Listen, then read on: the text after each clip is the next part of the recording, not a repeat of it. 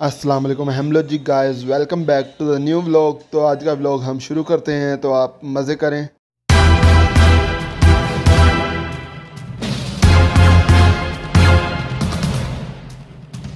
Guys ਅਸੀਂ ਕੰਮ ਤੋਂ ਆ ਗਏ ਹਾਂ ਤੇ ਹੁਣ ਚੱਲੇ ਆ ਨਹਾਉਣ ਵਾਸਤੇ ਤੇ ਹੁਣ ਮਿਲਨੇ ਆ ਤੁਹਾਨੂੰ ਨਹਾ ਕੇ ਰੋਟੀ ਛੋਟੀ ਤੇ ਵੇਖਨੇ ਆ ਕੀ ਤਰਤੀ।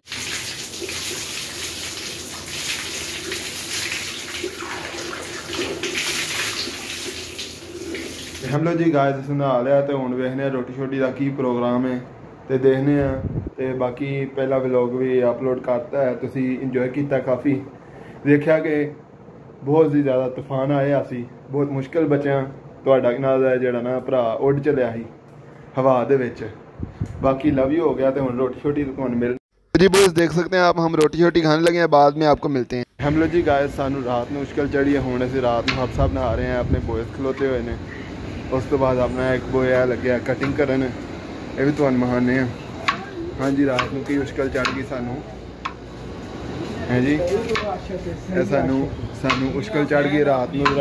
है भी अपना बंदा इधर भी है, हाँ सही हो गया जी। अपने दोस्त लगे हुए ने हफ्सा बनाने, चावल पकान लगे हैं। एक है दोस्त है अपना, हेलो जी इधर दसना सही हो गया जी। सानू रात में चढ़ गई मुश्किल तो हुण असीं फिर किहड़ी मुश्किल चढ़ी है वहाने तुहानूं थोड़ी देर तक। तो जी बॉयज़ देख सकते हैं आप, यहाँ पे हम सारे दोस्त इकट्ठे हुए हैं और ये हमारी रात को पार्टी चल रही थी। तो देखते हैं क्या होता है, क्या सीन है। लो जी माशाल्लाह ये साढ़े चावल बन गए हैं तो ए कुक के साडा देख सकते इधर, हाँ जी इसने बनाए ने।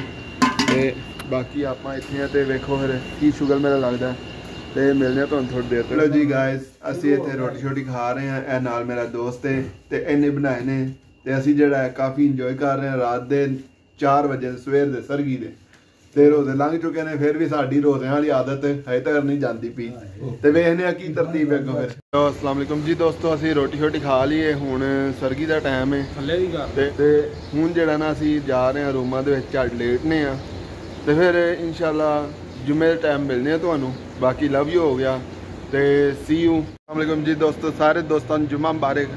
तो अज असीं सुते रहे हैं, उठिया नहीं गया, बस थोड़ा ना कल रात नूं जिहड़ा तुहानूं पता है सुते नहीं सा तो असीं हुण आए अपने बॉयज़ हाल तो होए ते सुते पे ने तो असीं हुण जिहड़ा एक मुंडे का काम सी थोड़ा ना वो भी करना है तो असीं हुण जा रहे हैं उस मुंडे हाल।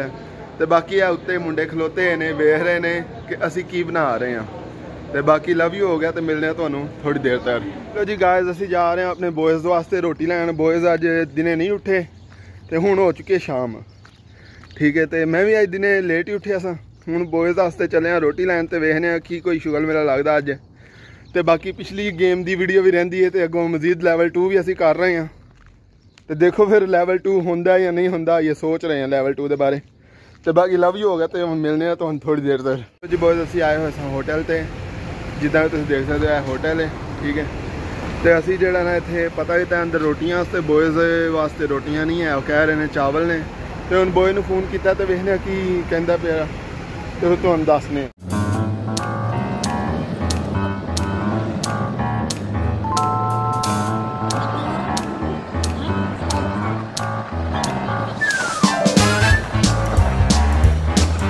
हेलो जी बॉयज़ असी आ चुके हैं होटल ते हुण लै रहे हैं रोटियां बस। देखो फिर की शुगर मेला लगता है।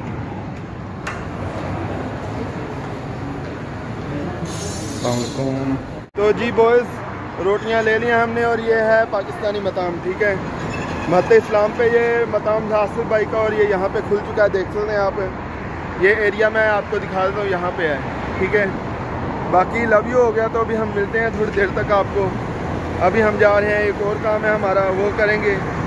तो ये एरिया है देख लें जी, इस एरिया में बने हुए हैं। तो अभी हम आपको थोड़ी देर में मिलते हैं जी गाइस। असी रोटियां वोटियां लिया ने बॉयज़ वास्ते तो हुण जिहड़ा नाल एक बॉय आया होया अपना, वो वीडियो दे विच नहीं आंदा, उन्होंने थोड़ा ना बैंक दे विच काम सी ते वो गया बैंक तो असी गड्डी दे विच ओहदा वेट कर रहे हैं।